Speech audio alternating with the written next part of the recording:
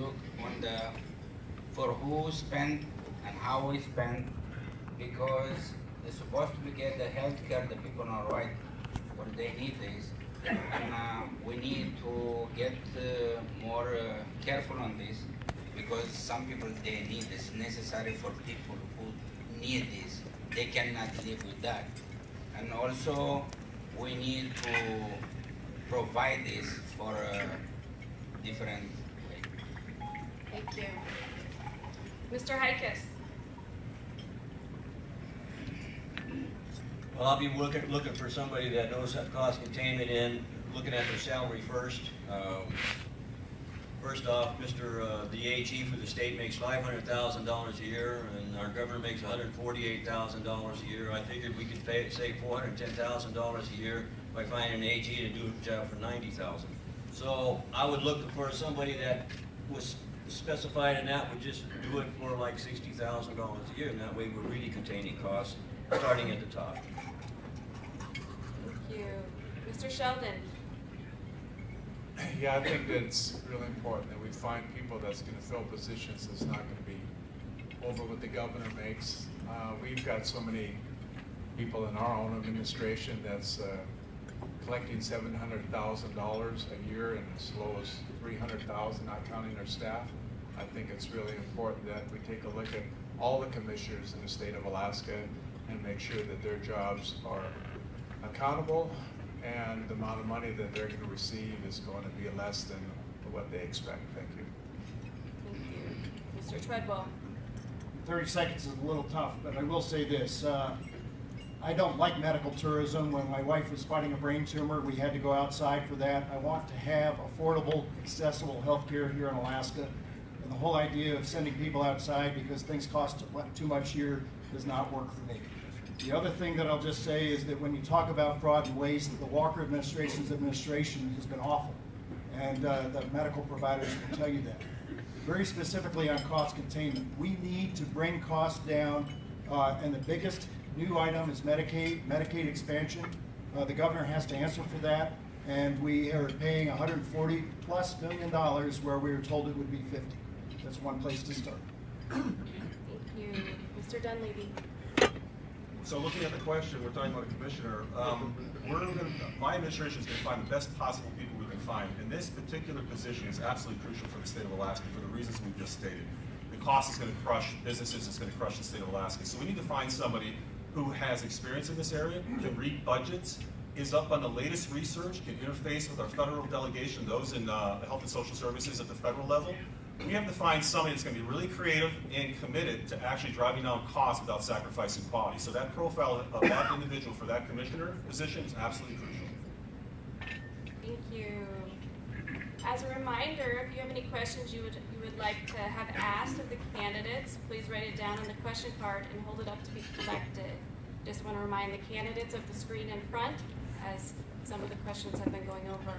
So let's start with questions. Let's go on to question 3. You have 30 seconds to respond, and we'll start with Mr. Halakpu. Under Tier 3 water designations, state waters would be classified in a manner that could have the same detrimental effect as the Stand for Salmon initiative. Who should have authority to designate Tier 3 waterways, the legislature, or state agencies? Well, the legislature are not supposed to go in the business to manage them. And those things, I'm telling you, it's unclear here. We have a lot of things we're not supposed to do. And some government, they involve in business, and that's supposed to be do themselves and respect the system how we have in Alaska. Thank you. Mr. Sheldon. Yeah, I think the legislators, I think it should go through the process, going through the House and Senate and the governor. Water issues are really important to the state of Alaska. If you take a look at our water table, you can see that we have fluoride, and we have chlorine, and we have the toxic metals and toxins in our water. It needs to be utilized. I think that if we were to take a vote of the people on the fluoride issue, which we have in our campaign that we're trying to get run through, is we need to not be medicating our water system. Thank you. Thank you. Mr. Treadwell. I served in a resource cabinet, and I can tell you that as somebody who helped run, as someone who helped run DEC permit for Fort Knox to begin with, the legislature always has the call. They can roll back our regulations, and I want to see a legislature that does that. And you, please don't ever leave your government alone. The EPA will come down on the agencies and make them do things that we don't want them to do.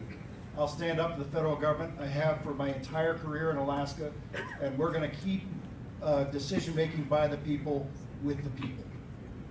Thank you. Mr. Dunleavy. I just want to be sure of the question. The question was, is this in the purview of the legislature or the executive? Is that the question? The question's to your right there. Okay, because you had added something else. Should it be in the hands of the legislature or the executive? I'm just trying to make sure. The question was, who should have authority to designate Tier 3 waterways, the legislature or state agencies? Okay, so once the law is passed and the regulations are put forth, including the process, the permitting process, the regulatory process, that's in the hands of the executive. And you really want to keep it in the hands of the executive once that's been established, because if you don't, you end up politicizing projects, is the problem. And if the legislature gets involved in actually overseeing what really is an executive action, you're going to have problems. So it should stay in the hands of the executive. It should be under that purview.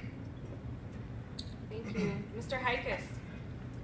Well, according to what I've seen the legislature do the last 4 years under Walker, I don't think they should be in charge of anything. They can't even control themselves. So I'm going to agree with Mike that it should be in charge with the executive, and he should be the one that's the fall guy for anything that goes right or wrong in this agency. So I got one to laugh out there. Anyway, there's always somebody's got to stand up for Alaska and these kind of things and deal with these kind of issues. So thank you. Thank you. Question 4. Now you have 60 seconds to respond to the next question, and we'll start with Mr. Sheldon. The Fairbanks Chamber supports the state's robust permitting process. Preemptive decisions on a project before it has been through the science-based permitting process undermines the credibility of the entire process for future projects. Do you believe that every resource development project should be allowed to go through the permitting process before a decision is made? Yes, I believe that it should go through the permitting process, because I think it's really important that we go that route. And could you repeat that? I didn't get the last part. The question or the information before the question? Yes, I believe it should go through the permitting process. Thank you. Oh. Mr. Treadwell. In this campaign, the first debate that all of us had was out in Naknek, and the Pebble Mine's not very popular out there. And we've now heard Mark Begich and Bill Walker say that they would deny due process to somebody who's trying to permit a mine for political purposes. Lately, my opponent's been running another thing saying I should have denied due process in an election decision. I'll tell you, I'm not going to deny your due process, because a governor who wants to deny due process for politics can do that to your parental rights, your gun rights, your property rights. And we have a process in this state for people to come before you and include the public on making permitting decisions, and I would stick with that. And as far as the point that was made before about should the executive or the legislature do this, your legislature passes laws. If the legislature doesn't like the way those laws are being administered, pull them back, please. It's absolutely necessary. And I'm looking at legislators here who stand up all the time when environmental agencies run amok. Thank you. Mr. Dunleavy. The answer to that very straightforward question is yes, because if you don't, you're politicizing it. We see that happening now, and that's causing instability in the state of Alaska. You have investors flush with cash that want to invest. They look at Alaska, and if we don't follow our permitting processes, we're not going to have the investment. So the answer is absolutely yes. It should go through the process. We should have a standard by which we follow. If we don't, we're going to be in trouble in terms of investment here in the state in the future. Thank you. Mr. Hikas. Well, I've watched the permitting process for years from the outside. They take too long to make, entirely too long to make a decision. If you can make a permitting process and give them a 30-day window in order to get it done, okay, I'm good with that. It's like getting a permit in a house to build a house in Anchorage. It used to be 3 days, now it's 90 days or longer for them to even get a permit to build a house. So actually it's an extended, somebody's got a job with nothing to do and they just spin the wheels while they sit there at their desk. So as long as there's a time limit on it and everything is presented at one time, there should be just a straight up decision for the companies that want to invest in Alaska. If you want them to invest in Alaska, it goes to the governor, to the legislature, and say, okay, this is good, it's a done deal. And it only took us 30 days. And then that way, that money's not out there spinning out there forever with the EPA or other cycles of federal government. Thank you. Mr. Halakku. I agree with Mr. Hopkins, but I don't agree with people in Alaska. I got a lot of experience. I worked in Nevada, and they have sprinklers to evaporate the water with that cyanide, and they kill animals, cow over 5 miles around. And this is very dangerous for Alaska. We kill our fish for the next generation. They don't have any more food, natural food. Please, we need to take in consideration no more people mine in Alaska. I don't care the government what they want, because they don't care the food, they don't care the people, they care only the money. Please take in consideration. Do not approve people mine in Alaska. Thank you much for about the permission. They get by phone, hey, you have to approve that, boom. No, I need legislator. If I will be governor, everybody from legislature will get out at home and I put new people to do the right way. Thank you.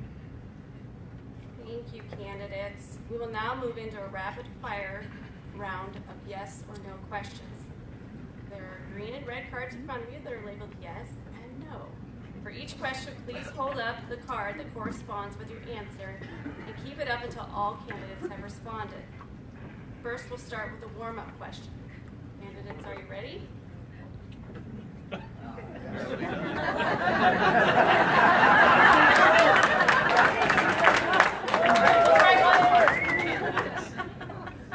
Did you eat breakfast this morning? Do we need another test? Yeah. All right. Would you support an income tax?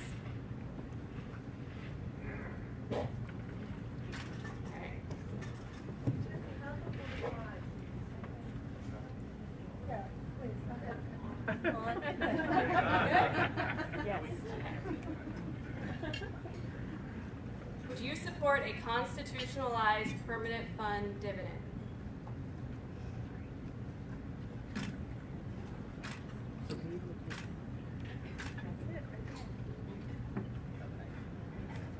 Do you support the reversal of Medicare expansion in Alaska? And please hold your cards until everyone has responded. What was the question? Medicaid. Do you support the reversal of Medicaid expansion in Alaska? Cards high?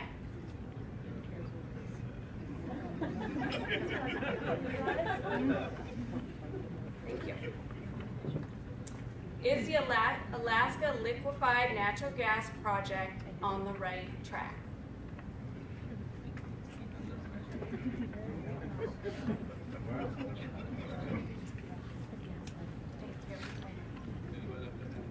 Do you support an increase in taxes on the oil industry?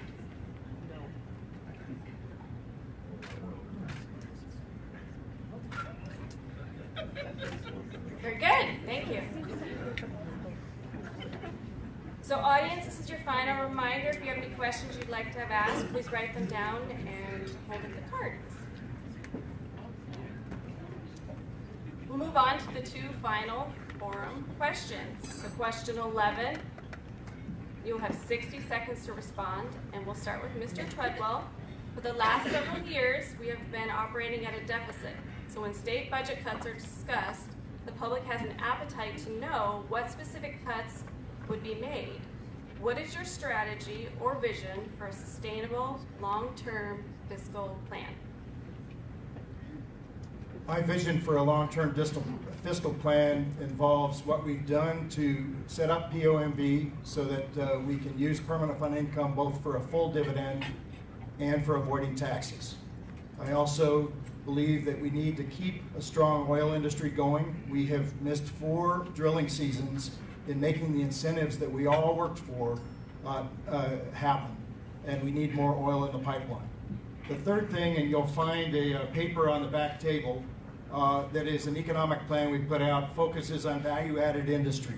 We've kind of quit doing that in Alaska, and that's incredibly important that we get restarted, because it's value-added industry exporting fiberboard instead of firewood, exporting fish finished rather than to be sent to China to be processed there. That's going to bring the companies with the corporate tax base to build it up. In the meantime, on the cut side, our 3 largest general fund users are the Corrections Department, the Health Department, Education Department. I will work on outputs to make and not just have a fight on inputs, to make sure we're getting what we pay for and can take the cuts we need to take. Mr. Dunleavy. So we have to ramp down and contain the operating budget. I can't emphasize that anymore. That's going to be the enemy of the future of Alaska, because if you have spend of 6, 8, 10% a year, you can't keep up with that with permanent fund earnings or taxes. Our economy is not growing at that rate. So you have to ramp that down to about 2% growth a year. If we do that, we can service that with our fees and our lawsuits that go into the CBR. You also have to grow the economy. It's the only way out of this. We have to use our resources in the state of Alaska. We have timber stands in the state of Alaska that just rot and fall over or burn. We don't use that. We have to get the oil in the pipeline that we just discovered here the last several years. We have to have a rolling exploration development concept and a capital budget. Again, if you have an operating budget that is out of control, you won't have a capital budget to build Alaska, to build infrastructure, to go and find new mining operations, new mining finds, new mining planes, oil plays, et cetera, et cetera. So ramp that operating budget down, no more growth than 2%, grow the economy, and we can make Alaska work for all of us. Thank you. Mr. Hikus. A wise man once said, when your outgo exceeds your income, your upkeep will be your downfall. So we're living on, right now, the legislature and governor is living on $140 a barrel of oil, and we're down to 70 or 80. And my plan would be the Alaska Republican Oil Gas Co-op that I wrote down that would essentially lower our gas prices, the fuel prices at the pump, to about $1 a gallon, $1.10 in the highly populated areas, and about $2 a gallon out in the bush. This would be for gas and diesel, and would create a second permanent fund. That's sustainable, because the oil is going to keep coming out of the ground. We can take our oil and refine it here in Alaska in kind, rather than pay federal dollars for it, rather than the legislature and the governor being able to shoot holes in whatever budgets they want. This would benefit every Alaskan every day they go to work or stay home or go play golf like I want to do, and the diesel prices, and the villages would also benefit from it too. Thank you. Mr. Halakpu. My vision is in Alaska. If I'll be governor, I'll build whole Alaska is 10 whole refinery. Everybody who is over 20 years in Alaska, I change your driver license, go gas station more than $2. And I want to respect, and I want to bring here the company, not BP. BP, when they moved in Alaska, when I worked in North Slope 25 years ago, 30 years ago, was 80% people from Alaska work in North Slope, make money, support the family, everybody happy. Now it's only 15% from Alaska. And my time, nobody work in North Slope from another country or another state. And that will help the budget, our economy. And people laid off, and we use our budget. Our budget is underground now. And I know a lot of people who came here from the United States to build this gas pipeline, not foreigner country. Foreigner country kick us down. Thank you for paying attention. Thank you. Mr. Sheldon. Yeah, we need to bring ACES back, Sarah Palin's ACES SB 21 is no good for the state of Alaska. I voted yes that we need to tax our oil companies because it's important that we're only making 12 cents on the dollar right now with our oil. That's where we get our money. Let's tax them up. Let's do 10-year contracts with them. Not the House, not the Senate, not the governor will be able to change until the 10-year contract is up. This is why they ran the last time. We won't allow them to run this time. We have a budget called 81-9-10 plan. 81% will cover the umbrella of the state of Alaska. 9% will be for infrastructure. $300 million will go to the House, the Senate, and our administration. 10% of it will be rolled into the CVR fund, which each commissioner under our state will take a cut. It'll be 1 pencil out of 10. We can streamline our government to a point where we can find out what's going on with our dollars. We need to take a state budget. I think it's a state audit. I think that's really important to figure out where our money's at. Thank you. Thank you. This is our last forum question before we move into audience questions. You'll have 60 seconds to respond, and we'll start with Mr. Dunleavy. The state of Alaska has been operating on a minimal capital budget. The shackles of the state's ability to move the needed capital projects forward, which impacts business and community development. At what level do you feel the capital budget should be funded to address infrastructure needs in Alaska? So as mentioned earlier, our capital budget has been in jeopardy for some time because the operating budget gets out of control. So you have to control that operating budget. I can't emphasize that anymore. Going forward, we have to decide what projects we want. And in order, once we do that, we can determine what the size of the capital budget should be, and it allows us to also get a match from the federal government. But you really need to be looking at a minimum, in my opinion, of $200 to $300 million a year going forward to actually start to refurbish our infrastructure, build new roads, take a look at ports, build the state of Alaska. And so, $200 to $300 million, I think, starting out, but if we contain the operating budget and we increase our revenues from these fines on the slope, we will be able to grow the capital budget and grow Alaska. We're not going to be able to get out of this without growing Alaska. We're not going to be able to grow Alaska without a viable capital budget. So we're looking at about $200 to $300 million starting out and moving forward. Thank you. Mr. Hikus. I've watched a lot of things go on in Alaska, and I've watched a lot of projects not be funded that should have been funded, like the move from Juneau to Willow. That would be one of my priorities.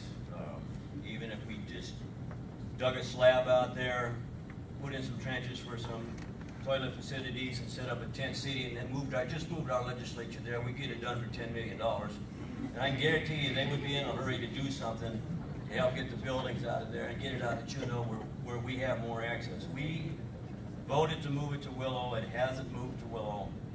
That's where I would put part of the emphasis.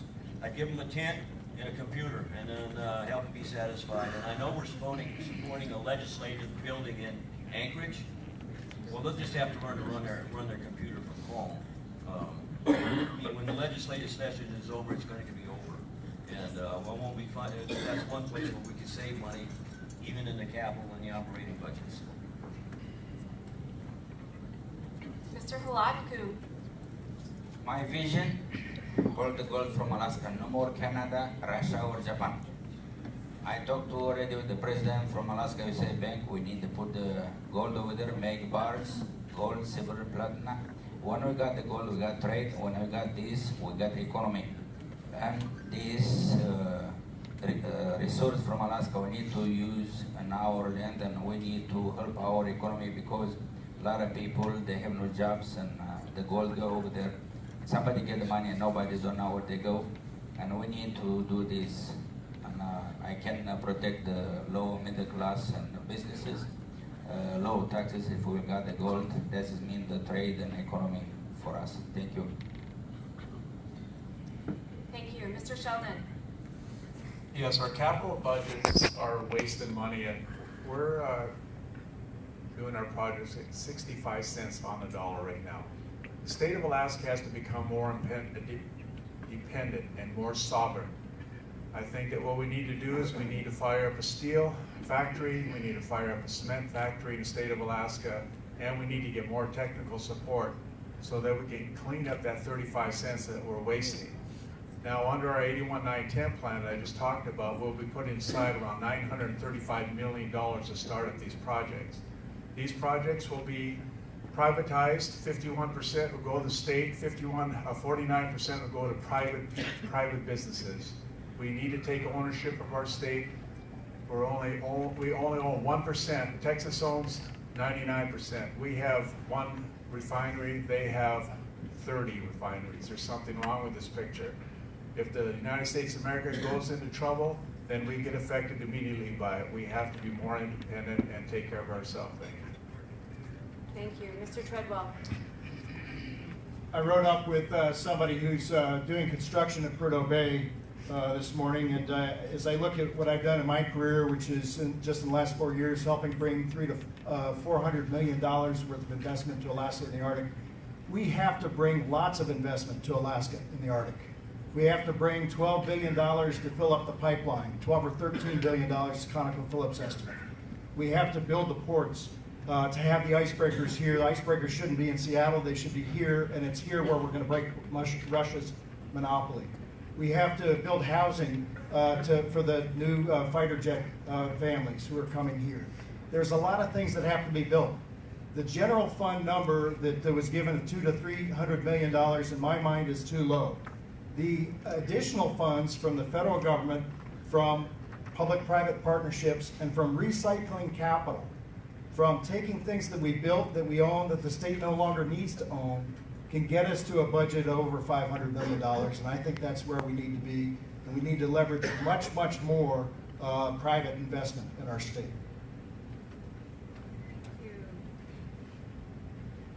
Thank you. Now we'll take a few audience questions. You'll have 45 seconds to respond. Mr. Dunleavy, you'll go first.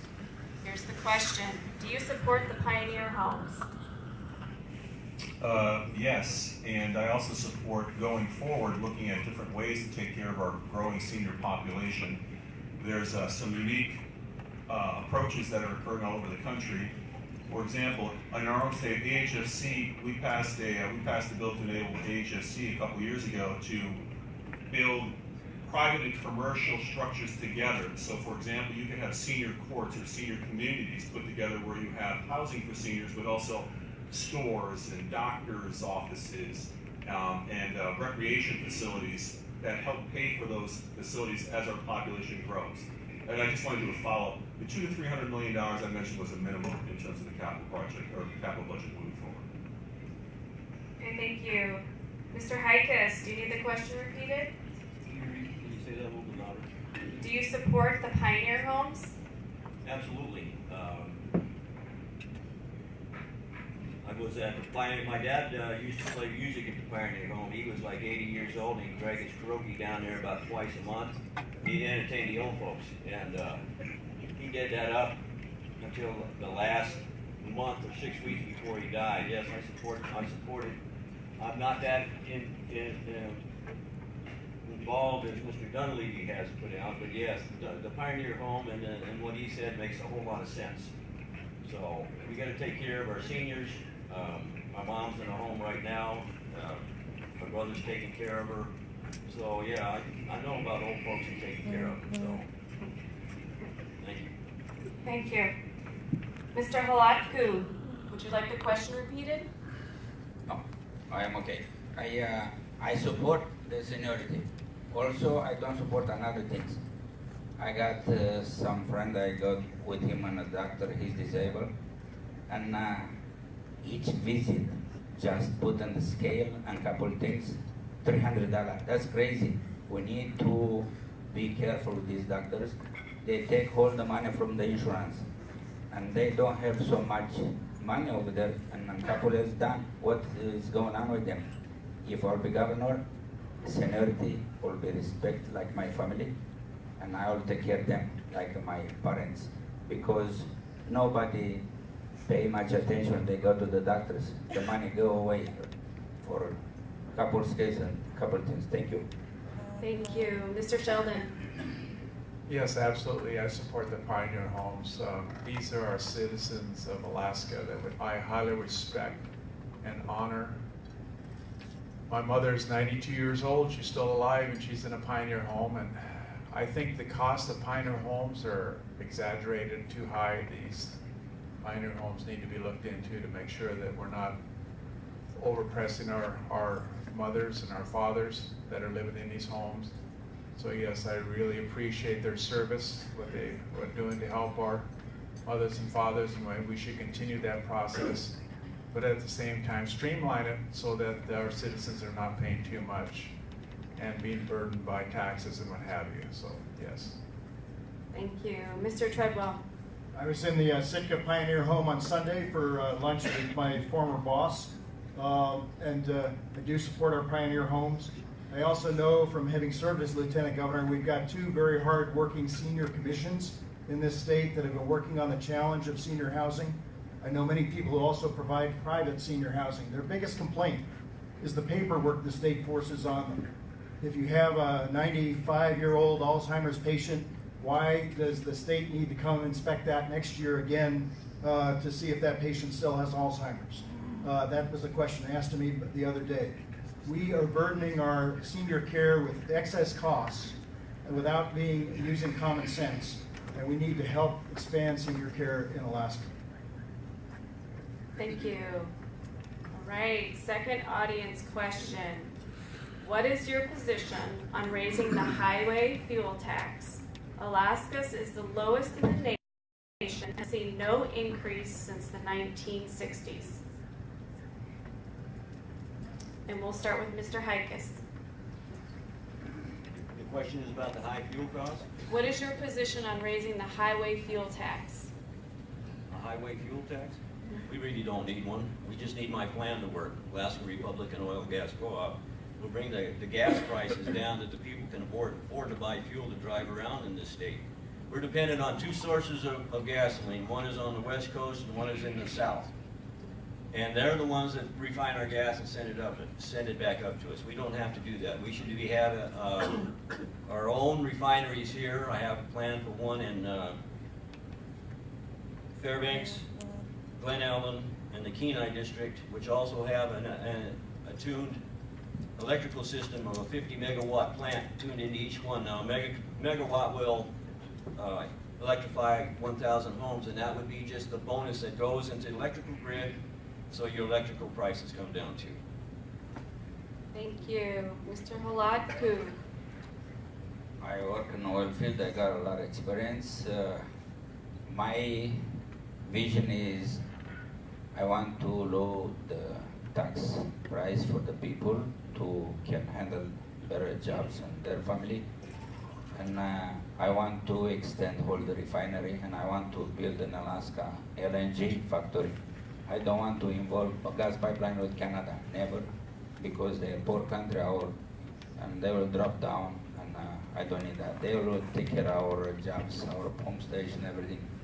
I don't involve in this. If they pissed off, they can cut the gas pipeline, we lose. My vision to build the cargo ships for LNG, and 2 weeks we are in Europe, and Europe is the very expensive gas. Thank you. Thank you. Mr. Sheldon. Absolutely not. No highway tax. Every time you tax. I've been talking to people all over the state of Alaska, and it says we're being nickeled and dimed to death. So if we go ahead and raise the highway tax, what we're going to do, our groceries are going to go up, our industry parts are going to go up, it's going to go up. We need it to go down. What we need to do is we need to get government shrinked down to where it should be. We need to streamline government. As we do that, then we don't have to put the burden on the people. We're putting too much burden on the people. We need to stop deregulating and regulating every Tom, Dick, and Harry. Everything that we can do, we'll regulate. And that's killing the state of Alaska. There's so many things that we can do to build our economy, and that's not one way to do it. Thank you. Mr. Treadwell. I've watched governors try to raise this tax since Governor Hammond did, and I wrote a story about it in the late 70s. The fixed price that we have on gas tax that happened in '61, governors keep trying to make a percentage of oil prices, gas prices, as they go up. We have to pay for our roads, and we've got lots of ways that we can do that. And I do not support raising the gasoline tax right now. I think Alaska is known as a place for cold, dark, and distance. And we have to make sure that we use our federal highway funds or other operating funds appropriately to help Alaskans get around and not raise the burden on them. But I do not support raising the highway tax. But we will have a discussion, because more and more cars are going to be electric cars. And that highway tax isn't going to pay for the highways. So we'll have to have a discussion, and Alaskans will come to a conclusion of how we do it that's not going to hurt people. Thank you. Mr. Dunleavy. No. Really, it's a tax. It's a tax on you, right? Do you want another 25 cents on the pump price that I just saw here in Fairbanks? It's going to change behavior. So really, the question is, the issue is that's driving this question is, how do we maintain our roads? I don't think it's a good idea to impose a fuels tax on the people of Alaska. There's ways within the budget, if we want to cost shift to be able to support the maintenance of our roads. The issue with a tax such as a road tax is there's an assumption that that money will go directly to the roads. We can't dedicate a road tax. Our Constitution does not allow a dedication. We can designate, but that's really just a term that we can just ignore in the legislature. So the issue is, do you really want a 20-25 cent tax on you right now with the price of oil? I don't think so. I think there's other ways to maintain our roads. Okay, thank you. We're moving on to our next question from our audience. How are we going to improve our education system while keeping our budget balanced? And we'll start with Mr. Halotku. You have 45 seconds. Well, education for me is very important in Alaska. The students who finish university, college, they are the best investment for Alaska state. And if I were the governor, I will support them. I will give next year for college, university 20% discount and one brand new computer. I used to talk with the corporation if they can help me to help the students to can have a better education. And every corporation, they said, no problem. If I do this, they will help me. I don't ask the government because never can get money from the government to help our next future generation. God bless you and everyone. That's my goal. Thank you. Mr. Sheldon. Yes, would you repeat the question? Mr. Treadwell is asking me a question while you were... I will repeat the question. Yes, thank you. How are we going to improve our education system while keeping our budget balanced? Well, the main thing is we got to do is start educating our children about the truth. A lot of our children are going out into this world and not getting the full facts. And I think it's important that our history books show them exactly what they need to do, because when they get into college, they're going to be brainwashed anyway. It's important to get them while they're young and while they can understand what's going on. And then once they learn that and they get into college, they'll wonder and they'll decide what is right and what is wrong. Our education system, I believe, is not exactly doing what they should be doing. We do need more teachers, but at the same time, we need to cut out all the waste that's in our school system. There's a lot of waste in there. As we do a budget and as we talk to the commissioners, we'll find out where that waste is, and then we'll be able to control what we need to do in our budget. Thank you. Thank you. Mr. Treadwell. I want to see an education system that works. I want to see you get the money that you're paying for. Of 100 ninth graders who start school this month, 76 of them will graduate. Only 43 of them will start college. Only 9 of them will finish college. We're clearly not getting the education we're paying for, and we've got to work on quality. And I don't believe putting more inputs to get more outputs is exactly where we're going to be. I also am a strong supporter of vocational education, of work study, of helping people get GEDs earlier in their high school career if they don't want to stay in high school so they can go on to work study. We can't, it's not a simple answer here, but I will be the education governor. I will work to get the university its land endowment. I will work to help build quality education in Alaska. And I mentioned the 3 largest budget items. Education is in the top 3, and we can't solve our budget crisis unless we have some hard discussions. Thank you. Mr. Dunleavy. It's a complicated question for 45 seconds to answer, but long story short is, there are states like Florida that had this issue with reading. We have to emphasize reading outcomes by the 3rd grade, and we're not doing that. We fund our educational system well, but we're 51st in the nation. We're actually behind Washington and Puerto Rico as per the NAEP test that was, the assessment results came out in March. We could be so much better. We need to do so much more for Alaska. What was surprising to me is there wasn't a hue and cry and an outburst when these test scores were announced. Emphasize reading outcomes in 3rd grade. Emphasize algebraic outcomes by 9th grade, because that's a gatekeeper course as well. And make sure that we re-emphasize career tech in the state of Alaska. I have a daughter that works at Red Dog Mine. She doesn't have a college degree, makes over $100,000 a year. So those 3 things, I think, if we emphasize those for the state of Alaska for our educational system, will improve our outputs. Thank you. Mr. Heikes. I've recently written an article on education, how I think it should change, and how God's been stripped out of our schools and out of our things, and when you get out of high school, you have absolutely nothing but a brain-dead liberal. So,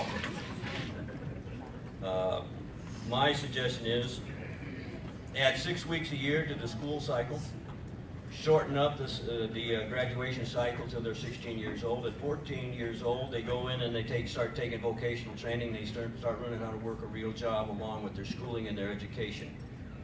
Go back to the basics. The basics weren't so bad.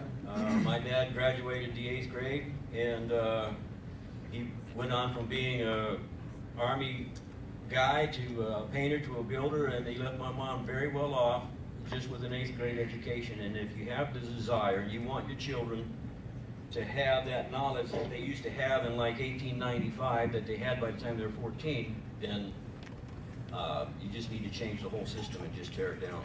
Start over. Thank you. Question 4 from the audience. Would you actively seek a way to increase capital expenditures on infrastructure in Alaska? We'll start with Mr. Treadwell. Asked and answered yes. I want to do what we can with public-private partnerships. I want to do what we can with recycling capital where we've built something that's already collecting revenue the state no longer needs to own, so we can use that to expand our budget. And I want to do that by having an operating budget that has room for capital projects and renewing maintenance. So I've answered this before. The answer is clearly yes. Mr. Dunleavy. The answer is yes. We have to build Alaska. That's the only way we're going to do it. And we can leverage private equity as well. I don't think we've done enough in that area. There's pension funds, there's sovereign wealth funds all over the world that are flush with cash. And I think if Alaska shows or demonstrates that it is a place that's going to be stable in the future, we'll get more private equity investment in the state of Alaska. But as mentioned, minimum of $200 to $300 million moving forward. I think we can build Alaska, and I think we can grow our economy. Answer yes. Thank you. Mr. Sheldon. Yes, absolutely. $935 million is what I would put in the infrastructure. I think it's important. But you got to remember now, I said before, 65 cents on a dollar, we're wasting 35 cents. So we need to build up our infrastructure. We need to close that gap. Once we close that gap, that's a great thing. But we also need to put in 49% into the business to own our private land so that we take the burden off the state. For instance, if we build a railroad from Fairbanks and Nome into Canada, we'll have 51% will take ownership from the state, 49 will take ownership from a private business. They will come in and they'll bid on it.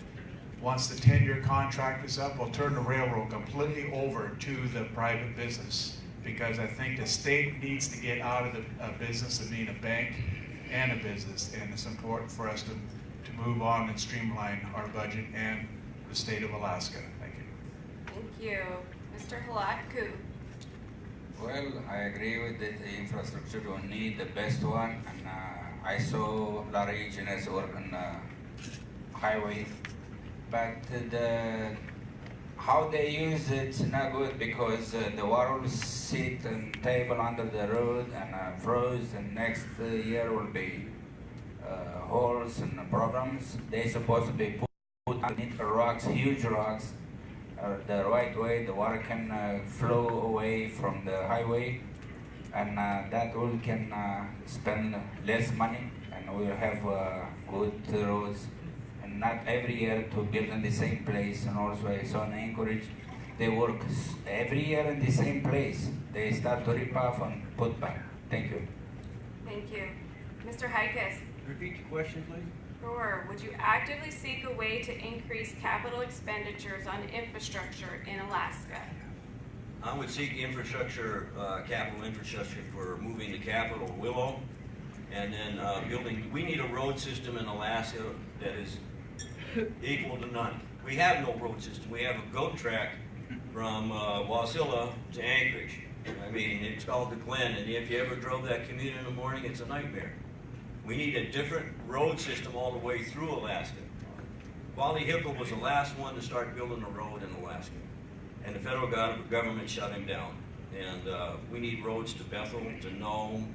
You get that infrastructure and that road structure together, the capital to come to pay for that will already pay for itself by increased productivity from all parts of Alaska where people can actually get someplace. Thank you. right, we have our last audience question, and Mr. Dunleavy, we'll start with you. What is your stand on Stand for Alaska? What is my stand on Stand for Alaska? I'm a no on one. That is another Stand for Alaska way of saying it. I'm a no on one. I think it's too broad. I think the unintended consequences, and maybe they are intended consequences, to be honest with you, would shut the state down. I think we have some serious issues with it. So I am a no on one. Thank you. Mr. Treadwell. No. I helped write the water quality standards when I was at DEC. I believe they are sufficient to protect our salmon. I believe that the Habitat Division doesn't need to come to look at that glass before you empty it and put it in the dishwasher.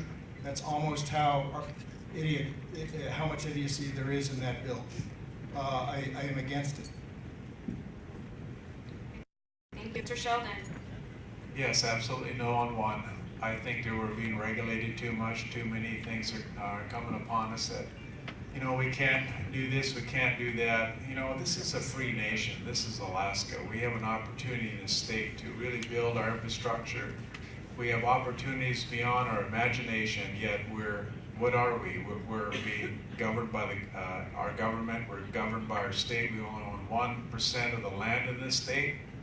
I think it's time that we turn that back around and put the power back in the people's hands, and where I think it's important to have, and not have the state and federal government regulate us to death. So I say absolutely no on one. Thank you. Okay, thank you. Mr. Halatku. I agree with my left hand because we don't need somebody manage what to do, how to do. We can do ourselves. And also the government is too much on the top of us, on the business, on the lot of things. They protect the huge corporation, they kill our small business when these people, they borrow money from the bank to support their family. And we have a huge problem in Alaska. We need to take care of this, and we need to take care of the low middle class, and education for me is very important, and I'll take care of this. Thank you. Mr. Hikas. I'm just going to keep it short. I'm going to vote no on one.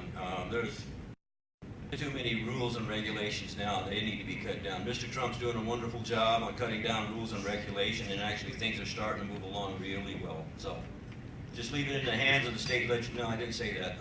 Leave it up to the governor to appoint the projects that needed to be done and how it should be done, and take away some of the regulations we already have now, stifling this great state that we have. Thank you.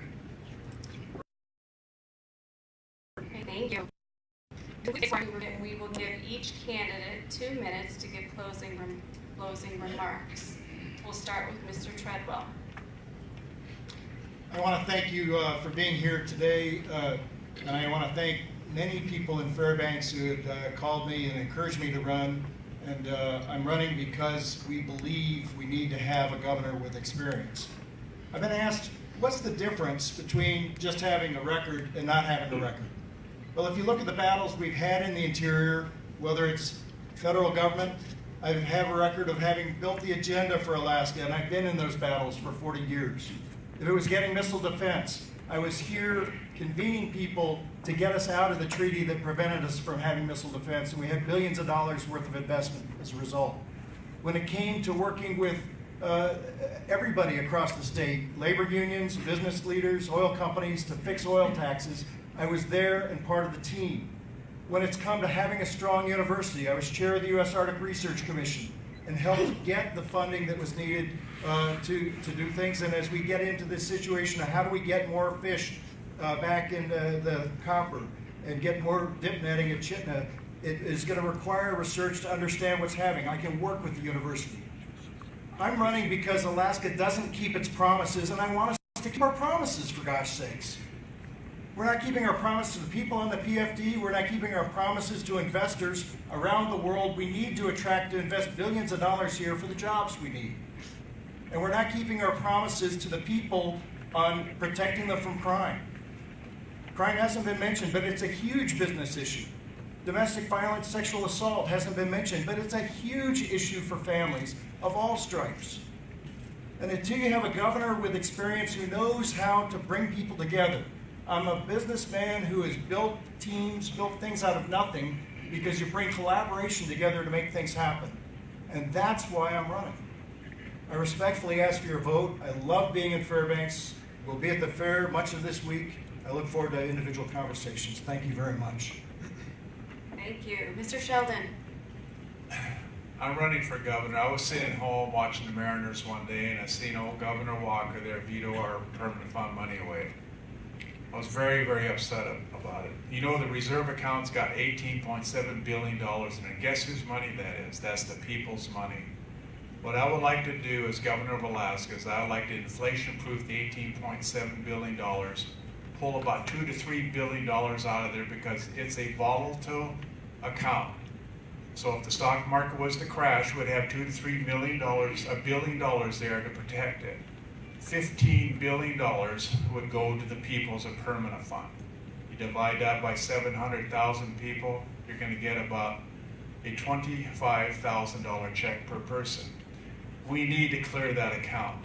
Now, the way the state's going to collect their money is we're going to tax the oil companies.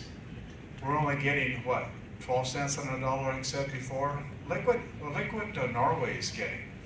They're working their way up to $1 trillion. Why? It's because they negotiated contracts with them that are sound, tough contracts. The state of Alaska is not doing it. We dropped ACES, and what happened to us? We lost billions and billions of dollars. We should not be at $65 billion right now. We should be at $650 billion. So we've dropped the ball. We need to pick it back up. We need a governor that's going to fight hard for it. You know, I'm a Clinton. I'm a warrior. Our tribe, we rode clear down to Washington and Oregon and California. We fought our other tribal governments. I'm not a marshmallow. I'm a warrior. I'm going to fight for the state, stand up for the people, get the money back into the people's hands, get privatization back in the people's hands. I mean, this state is totally, totally goofed up. We're going to have to take each section of the problems that we're having in this state and fix them one at a time. After 4 years of our administration, we'll set the precedents. If I become governor again the next 4 years, we'll implement it and get it to work for the state and the people of this great nation, the last frontier. Thank you. Thank you. Mr. Halatku.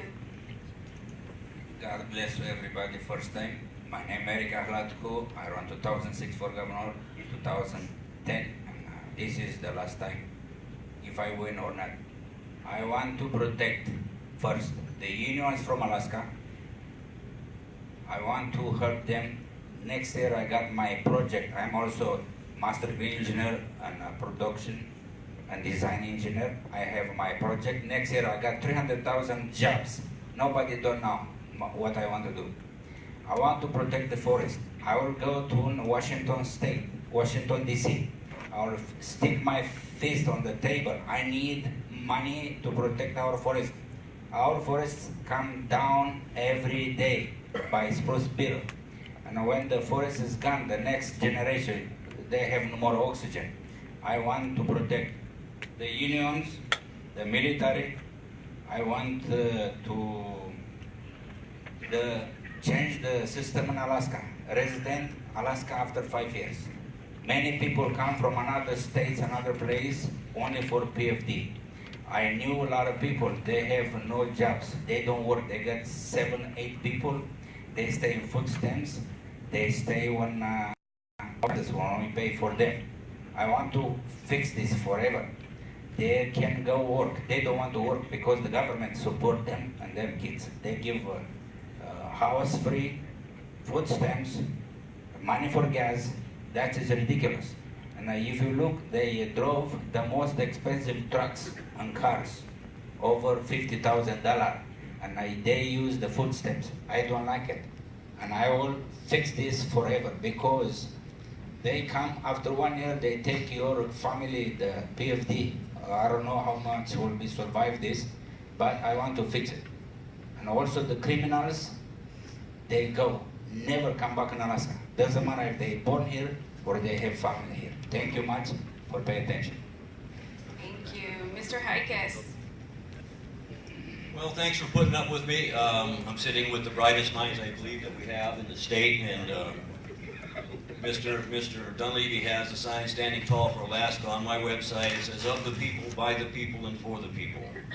Gettysburg Address by Lincoln. And I am not one of the little guys.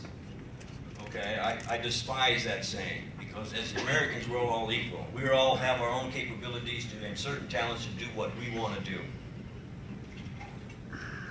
I like to entertain, I like to have fun, but I'm also very serious about what goes on in Alaska, and I'm very serious about abortion, about getting it out of our state. And Mr. Dunleavy and I talked about it, and we can get rid of abortion, or Mr. Sheldon and I talked about it. The governor can write an order stopping abortion in Alaska, and I think that is the greatest pivotal thing that would change this country around. That and your votes to get some people in there that are really dedicated to the state.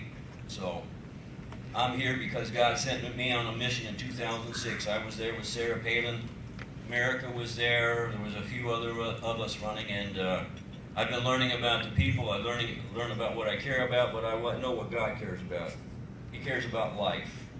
Our schools have no life, and the children are coming out with whatever doctrine they're taught in their schools. That needs to change. It needs to be a pro-life thing. You need to nail the 10 Commandments back on the courthouse, stick them on there, and if the ACLU comes around, you need to prosecute them according to the RICO statute laws. You need to get that organization done and buried and get it out of the state of Alaska, along with the EPA. I mean, I'm so fed up with the EPA, you can't believe it. So there's a lot of federal bureaucracies that need to go, that are overseeing the state. It should be turned back over to the governor and to the legislature. We make up our own mind about how the state is run.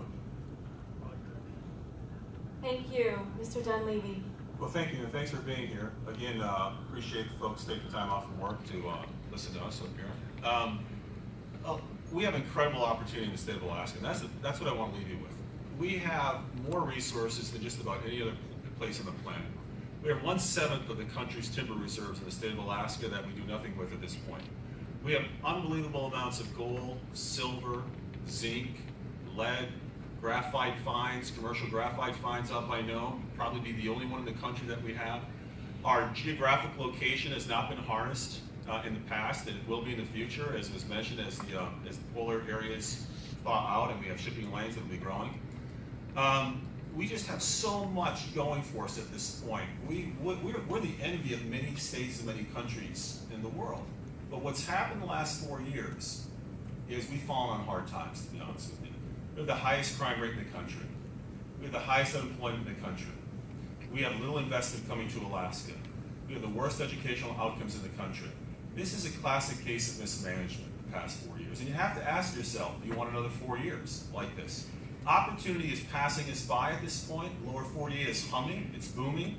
Unemployment rate down in the lower 48 is somewhere in the neighborhood of 3%. Hawaii is at 2%. Colorado's at 2.4%. New Hampshire's at 2.6%.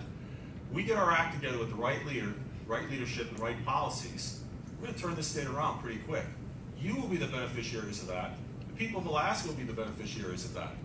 We can't go on with what we have here the last 4 years. I think we all know that. I was a school superintendent. I managed large organizations, multifaceted, complex systems, in the neighborhood of $60 million to $200 million. I was the president of the Madison Borough School District, and at the time we made that one of the most innovative school districts in the state of Alaska. I know how to run big organizations. I've been in the Senate, I understand how the system works, and I can tell you this, with our resources, with the right policies, and with the right leadership, we'll put the last 4 years behind us, and the future of Alaska is going to be incredible, folks. Thank you. Oh, and don't forget to vote for Mike Dunleavy. There you go. August 21st. Where am I for now, actually? Thank you. To conclude, I want to thank you for joining us today to learn about the candidates for governor. August 21st is the primary election, so we encourage you to cast your vote. Please see the political forum calendar on your table. The primary lieutenant governor's forum will be next Wednesday, August 15th, from noon to 1:30 p.m. here at the Carlson Center. Thank you for coming, and please join me in a final round of applause for our candidates.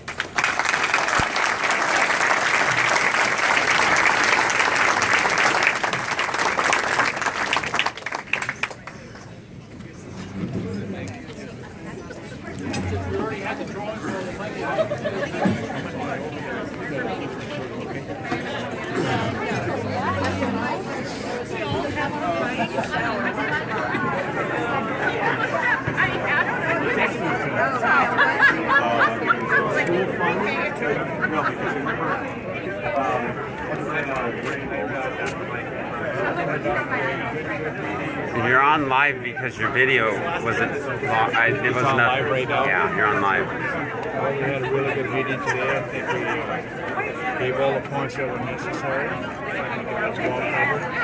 I believe the state of Alaska needs to stand by its people. We need to bring business back to the people's hands, ownership in the people's hands, and downsize government. We've got a great plan for the state, and we are moving forward in the next election on August 21st. Thank you very much for tuning in. Talk to you later. Thank you, sir.